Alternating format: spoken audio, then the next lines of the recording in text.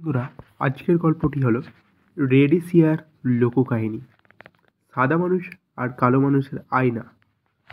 চলো শুরু করা যায়। রোডেসিয়ার নামক দেশে একটা জিম্বাবুয়ে এবং জাম্বিয়া এই দুই নামের দেশে বিভক্ত পড়ে রয়েছে। পূর্ব নামের রোডেসিয়া আফ্রিকা মহাদেশে বিখ্যাত ছিল যুদ্ধ বিগ্রহের জন্য। যুদ্ধের জন্য বিখ্যাত হলেও রোডেসিয়ার জাতিসত্তা বহন করে এক প্রাচীন লোক ঐতিহ্য। এর ফলে যখন কালো আফ্রিকার দলে দলে সাদা মানুষের দল অনুপ্রবেশ করে বাইরে থেকে, তখন যুদ্ধটা সাদা কালোর যুদ্ধই বলে সারা বিশ্বে খ্যাতি লাভ করেছে। আলোচ্য লোককাহিনীতে এই ইতিহাসের ওপর গড়ে উঠেছে অনেক অনেক দিনের আগের কথা। তখন সাদা মানুষেরা রোডেসিয়া আসেনি। সেই সময় এক শিকারী এক আশ্চর্য অভিজ্ঞতার সম্মুখীন হয়। সে বনে শিকার করছিল। হঠাৎ তার চোখে পড়ে এক সুবিশাল অজগর একটা হরিণকে জড়িয়ে ধরে। পেঁচিয়ে পেঁচিয়ে তাকে হত্যা করার জন্য প্রাণপণ চেষ্টা করেছে। হরিণও মরিয়া হয়েও আত্মরক্ষার চেষ্টা করছিল। প্রচণ্ড ধস্তাধস্তির সময় তারা এক ক্ষুরধার শিন অজগরের ঘাড়ের কাছে এক জায়গায় ফুটো করে দিয়ে পাশের গাছের মধ্যে সেদিয়ে দিয়েছে। এখন হরিণ কিংবা অজগর কেউই ওই অবস্থা থেকে মুক্ত হতে পারছে না। শিকারীকে দেখে হরিণ বলল, আমাকে সাহায্য করুন দয়া করে, আমি কারো কোনো ক্ষতি করছিলাম না। তবু আমার এই দশা, আত্মরক্ষা করার চেষ্টা না করলে ও আমাকে মেরে ফেলতো। আর অজগর ফোঁস করে বলল, আমি সর্পরাজ ইনসাটো, আমাকে তুমি মুক্ত করে দাও, তোমাকে আমি মোটা পুরস্কার দেব। শিকারী পুরস্কারকে গুরুত্ব দিল। তার হাতের তীক্ষ্ণ দীর্ঘ বর্ষার এক আঘাতে হরিণ মৃত্যুবরণ করল। মারবার আগে হরিণ কোনো রকম টেনে টেনে বলল, ও ঠিকই আপনাকে পুরস্কৃত করবে, কিন্তু এই পুরস্কার আপনার জনগণের জন্য অশেষ দুর্দশা ডেকে আনবে। আর অজগর বলল, তোমাকে অনেক ধন্যবাদ শিকারী, চাঁদ ওঠার পর তুমি এখানে আসো, তোমার পুরস্কারের অবস্থা করব আমি। ইতিমধ্যে আমি এই হরিণকে ভক্ষণ করব, হজম করব, তারপর ভোজন শেষে একটা বিশ্রাম করব। শিকারী বাড়ি ফিরে যায় এবং পরদিন যথাসময় ওই জায়গায় ফিরে আসে। অজগর তখন তার ভোজন পর্ব ও নিদ্রা শেষে আড়মোড়া ভেঙে জেগে উঠল। শিকারীকে আরেকবার ধন্যবাদ জানিয়ে সে বলল, আমার সঙ্গে আমার সর্পরাজ্য চলল, সেখানে আছে আমার অঢেল ধনসম্পদ, তোমার যেটা খুশি তুমি চাইবে, আমি সঙ্গে সঙ্গে তোমাকে সেটা দিয়ে দেবো। তখন শিকারী ও অজগর গভীর অরণ্যের ভেতর দিয়ে যেতে যেতে এক সরু গর্তের কাছে এসে পৌঁছালো। মনে হলো এই গর্ত নেমে গেছে একেবারে ধরণীর অভ্যন্তরে। সর্পরাজ বলল, আমি আগে আগে যাচ্ছি, তুমি শক্ত করে আমার লেজ ধরে রাখো, আমি তোমাকে টেনে নিয়ে যাব। এই পথ ছিল দীর্ঘ এবং অন্ধকারচ্ছন্ন, কিন্তু হঠাৎ তারা একটা উজ্জ্বল আলোকিত জায়গায় এসে পৌঁছালো। এই চমৎকার সুন্দর এক দেশ, সবুজ ঘাসে ঢাকা, প্রান্তরে গরু ভেড়া ছাগল চড়ছে মনের আনন্দে। দূর ফাড়িয়ে আছে সারি সারি নৌকার মতো পাথরের বাসগৃহ, তাদের ছাদ যেন সোনায় মোড়া। মসৃণ পাথরের বাড়িগুলো ঝকঝক করছে। শিকারী মুগ্ধ হয়ে তার সঙ্গীর দিকে তাকাতেই দেখে যে সেখানে দাঁড়িয়ে আছে সাপের চামড়ার আচ্ছাদিত দীর্ঘদেহী সুদর্শন এক পুরুষ। তার গলায় ও হাতে খাঁটি সোনার কয়েকটা হার ও বালা। সঙ্গী বলল, আমি সর্পরাজ ইনসাটো, কিন্তু নিজের দেশে আমি মানুষের রূপ ধারণ করে থাকি। এই হলো আমার রাজত্ব। এখন চলো আমার সঙ্গে, ঘুরে দেখো আমার ধনসম্পদ ও রত্নরাজি। তারা যেতে যেতে নানা জিনিস দেখল। একটা জলাশয়ে মেয়ে পুরুষ স্নান করছে, সাঁতার কাটছে। অন্যত্র একটা বাগানে অনেক ইহাল্লা করতে লাগলো। গাছ থেকে পাকা ফল পেড়ে খাচ্ছে। অনেক ধানের জন্য নানা রকম খাবার, তালের রস ও কচি ডাব দিয়ে এসে আপ্যায়ন করলো। গ্রাম অঞ্চলে পেরিয়ে তারা নগরে প্রবেশ করলো।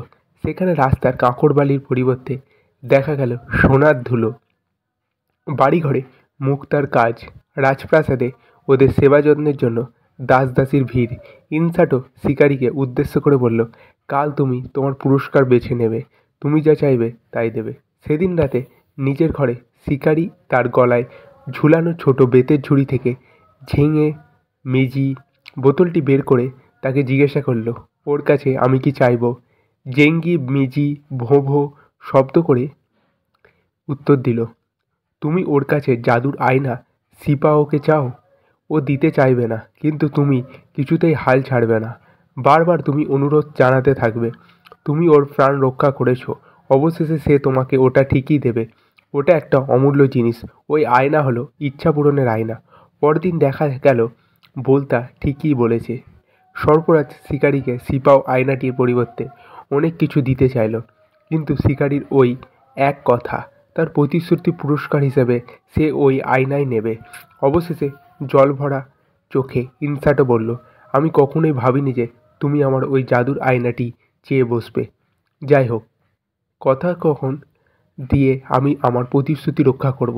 এই নাও জাদুর আয়না সিপাও, তারপর ওটা হাতে ফিরে নাও। সিপাও আমাকে আমার স্বদেশে ফিরিয়ে নিয়ে যায়। তখন তুমি নিজেকে তোমার নিজের দেশ দেখতে পাবে।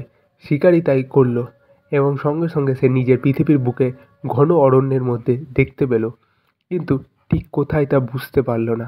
তখন সে আবার বলল, সিপাও সিপাও, তুমি আমাকে আমার নিজের কুটিরের মধ্যে নিয়ে যাও। দেখতে দেখতে শিকারী নিজেকে ওই পথে আবিষ্কার করলো। একটু পরেই সে তার কুটিরে পৌঁছে গেল। শিকারী দেখল যে তার স্ত্রী ও কন্যা তার জন্য শোক করেছে। ওরা ধরে নিয়েছিল যে শিকারের সময় সে বোধহয় সিংহের পেটে গেছে। তাকে সশরীরে সুস্থ দেহ ঘরে ফিরতে দেখে ওদের খুশি করে ধরে না। শিকারী জাদুর আয়নাটি হাতে নিয়ে এবার বলল, সিপাও সিপাও, আমি সর্পরাজ ইনসাটোর নগরের মতো একটি নগর চাই। আমি এই নগরের প্রভু হব। সঙ্গে সঙ্গে বিশাল জামবেসি নদীর তীরে একটা নগর গড়ে উঠল। সেখানে দেখা গেল সারি সারি পাথরের বাড়ি, বাড়িগুলোর ছাদ যেন সোনার পাতে মোড়া, লোকজনের গোলঘর শস্যপূর্ণ, গোয়াল ঘরে দুধের গরু, বাথানে তেজোয়েন মহিষ।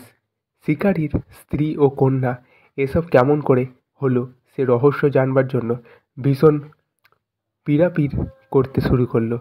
শিকারী বহুদিন তাদের অনুরোধ উপরোধে কর্ণপাত করেনি, কিন্তু শেষ পর্যন্ত জাদুর আয়নার কথা প্রকাশ করে দিয়ে কন্যাকে উদ্দেশ্য করে বলল, শোনো মা, আমার মনে হয় সিপাও তোমার কাছে আমায় চাইতে নিরাপদ থাকবে।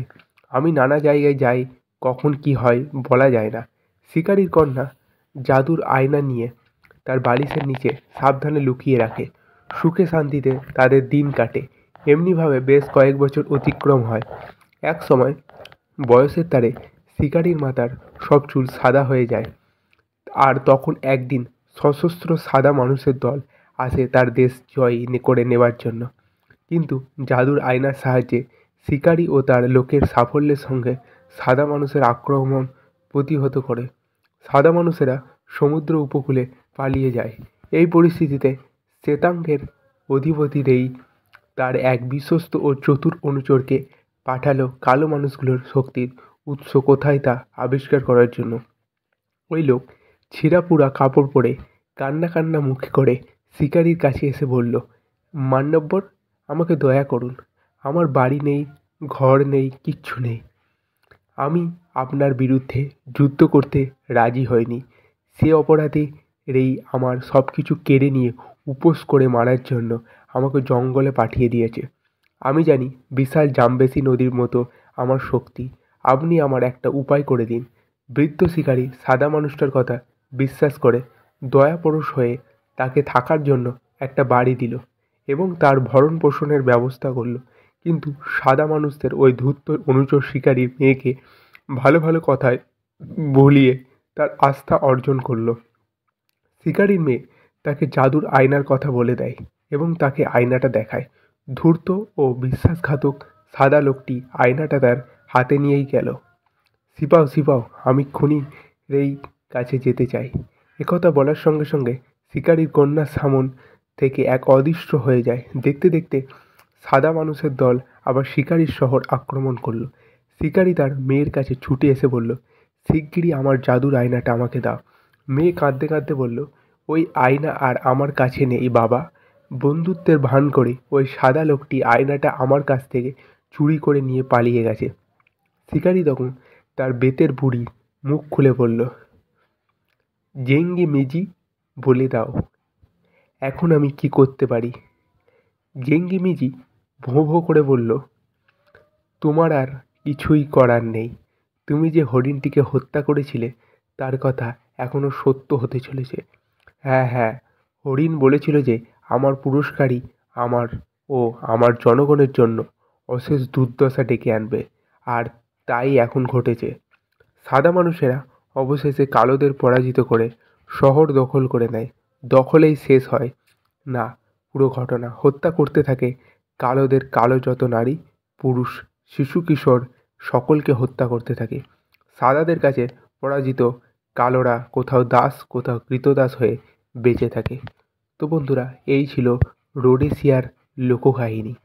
কেমন লাগলো অবশ্যই কমেন্ট করে জানাও।